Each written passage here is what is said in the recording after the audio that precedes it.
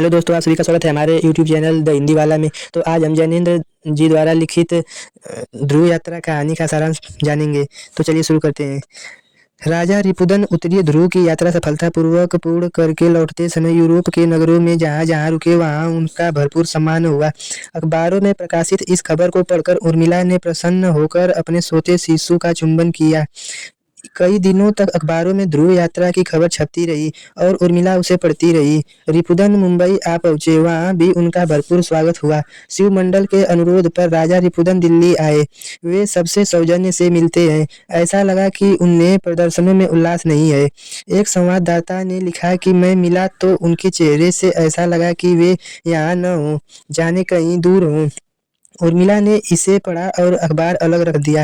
रिपुदन ने यूरोप में आचार्य मारुति की ख्याति सुनी थी, किंतु दिल्ली में रहकर भी वे आचार्य मारुति को नहीं जानते थे। अवकाश पाते ही वे आचार्य मारुति के पास पहुंचे। अभिवादन के बाद मारुति ने पूछा कि वैद्य के पास रोगी आते हैं, विजेता नहीं। तो रिपुदन ने कहा कि मुझे नींद नहीं आती, मन पर मेरा काबू नहीं रहता। आचार्य मारुति और राजा रिपुदन में काफी देर तक बातें हुई।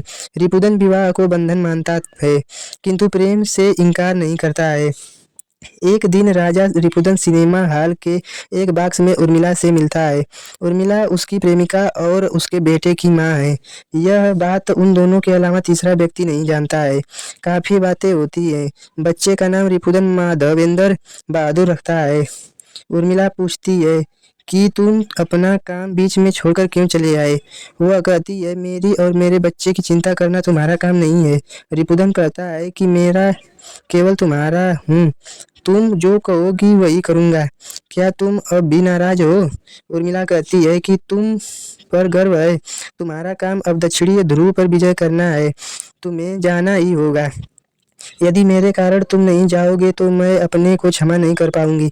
मारुति की बात चलती है तो उर्मिला उसे ढोंगी कहती है, किंतु रिपुदन ने कहने पर वह मारुति के पास जाती है, किंतु उसके कहने पर विवाह के लिए तैयार नहीं होती है।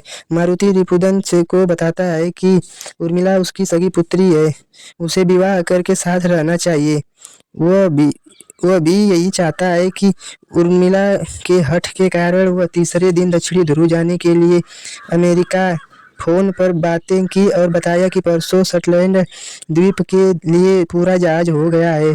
उर्मिला के कुछ दिन रुकने के लिए कहने पर वह रुकने के लिए तैयार नहीं हुआ। इस खबर से अखबारों में धूम मच गई। वह दिन भी आ गया जब रिपुदन उससे दूर चला गया।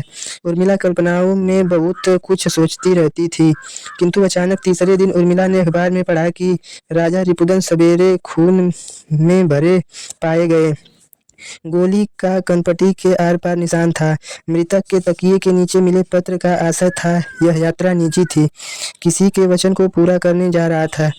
ध्रुव पर भी बचना नहीं था, अब भी नहीं बचूंगा। भगवान मेरे प्रिय के अर्थ और मेरी आत्मा की रक्षा करे। तो दोस्तों, यह कहानी आप लोगों को कैसे लगी? अगर अच्छी लगी हो तो हमारे चैनल को सब्सक्राइब करें, लाइक करें, कमेंट करें, शेयर करें। धन्यवाद।